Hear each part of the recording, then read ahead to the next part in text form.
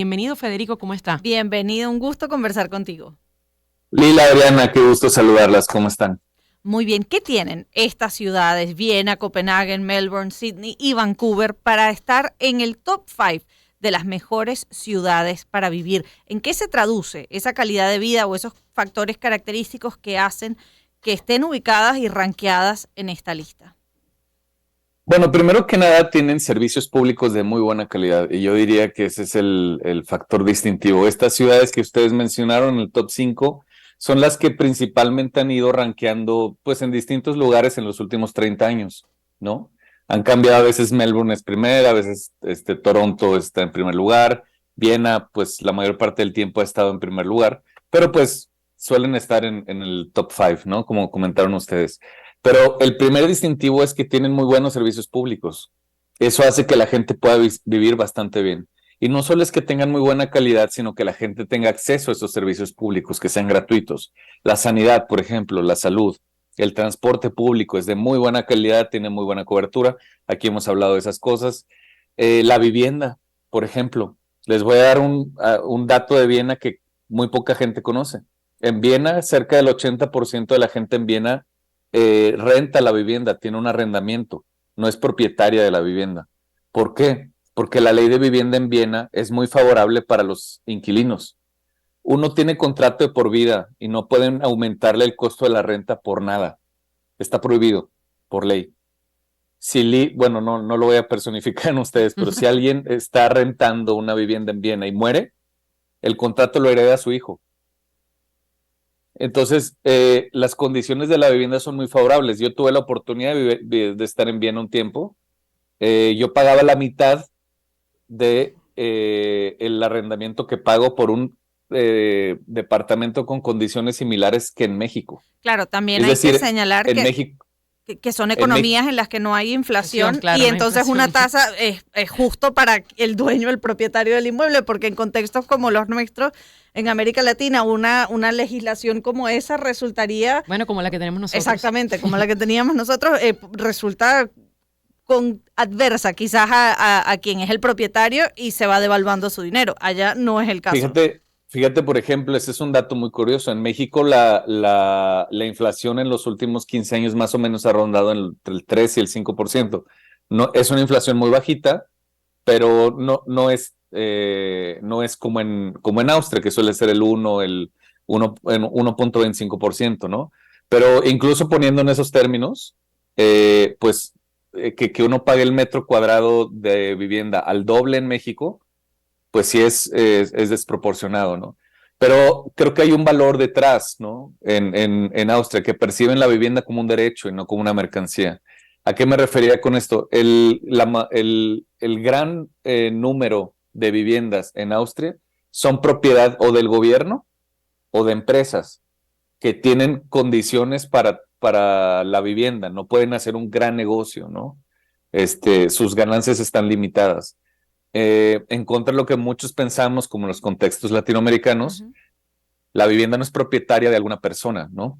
Entonces, para no ahondar mucho más en el tema de la vivienda, hay ciertos elementos que las hacen muy competitivas.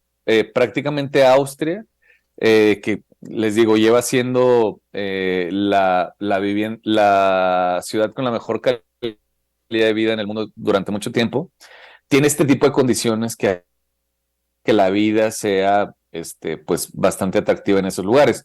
Son ciudades muy seguras y son ciudades también que tienen una estabilidad política pues ya desde hace mucho tiempo, ¿no? Eso que también abona.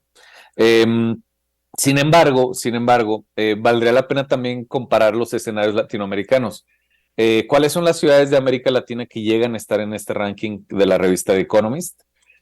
Pues son principalmente son Uruguay, son Asunción en Paraguay, Montevideo en Uruguay, Buenos Aires en Argentina, San Juan en Puerto Rico y está también Río de Janeiro. Son ciudades que son capitales casi todas. Lima suele estar también dentro de estas ciudades, pero que sí tienen condiciones muy distintas a las que tienen las ciudades que comentamos en un inicio. La otra es que los ingresos medios de las personas en esas ciudades pues suelen ser muy altos, ¿no? Como comentaba, pues son ciudades que tienen ingresos casi por persona cada mes, pues de 20,000 o 30,000 dólares en promedio, ¿no? Entonces, pues son ingresos también bastante altos. ¿Y cuánto gastan, por ejemplo, usted que vivió en Viena, en Austria, que es la mejor ciudad del mundo para vivir? Si ganas 20,000, ¿cuánto de eso se tiene que pagar en diferentes cosas que sí sean obligatorias? Fíjate que es muy curioso porque a pesar de que tienen muy buenos servicios, no son muy altos. El agua, por ejemplo, es gratuita en Viena. Si uno renta un departamento, el agua no se le cobra, precisamente porque es considerado un derecho. Digamos, el costo que puede ser más alto es el de la electricidad. Sabemos que son países que suelen ser muy fríos y que no tienen acceso a bienes naturales que se puedan convertir en energía. No tienen acceso a gas, no tienen acceso a petróleo. Lo vimos con el tema de Ucrania, que han sufrido bastante. Digamos que del salario, más o menos el 3, el 4% suele irse en una factura de electricidad. Pero creo que a pesar de eso sigue siendo bastante accesible, ¿no? Hablamos de países que, por ejemplo, Canadá figura en el top 10 con Ujú. 3 ciudades. ¿Qué Sí. cosas, más allá del tema de los servicios públicos, eh, son parte quizás de esa calidad de vida en términos de recreación, culturales, espacios públicos? ¿Qué ofrecen países como Canadá para sus ciudadanos? Pues la verdad es que las ciudades canadienses pues se han considerado mucho o han destacado por lo que comentabas, ¿no? Tienen un acceso al medio ambiente pues bastante directo, de muy buena calidad. Suelen ser ciudades muy bien planeadas, además, ciudades en las que uno puede caminar, puede andar en bicicleta y demás. Tal vez los inviernos pueden ser un poco crudos, pero son ciudades que tienen muy buena calidad. Y lo que comentaba también es que son ciudades muy seguras. Lo comento por lo siguiente. Estados Unidos, uno pensaría que muchas de sus ciudades podrían estar en ese ranking. Y no lo están precisamente porque Estados Unidos no es considerado en muchas ciudades seguras, precisamente por lo que hemos visto de los tiroteos, el libre acceso a armas que ha tenido Estados Unidos durante mucho tiempo, ha hecho que sus ciudades, ciertas ciudades que no tienen regulación, sean muy inseguras por eso. No podemos olvidar que es el único lugar en el cual un niño puede llegar a una escuela con un rifle y matar a 50 de sus compañeros. No sucede todos los días, pero puede llegar a suceder y eso afecta también, ¿no? Y la otra es el tema de las drogas. En Estados Unidos hemos encontrado muchas ciudades como San Francisco que se han convertido en paraísos para las drogas, ¿no? La pandemia que hay de fentanilo, si me permiten llamarlo de esa manera, Sí.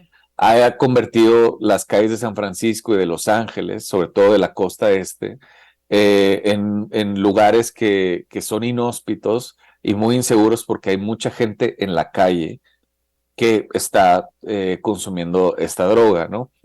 Yo no quisiera culparlos a ellos directamente, pero sí hay una política que ha permitido esto y que no les ha dado solución, como el tema de la vivienda, como el tema de la salud, que sí vemos que sucede en ciudades europeas.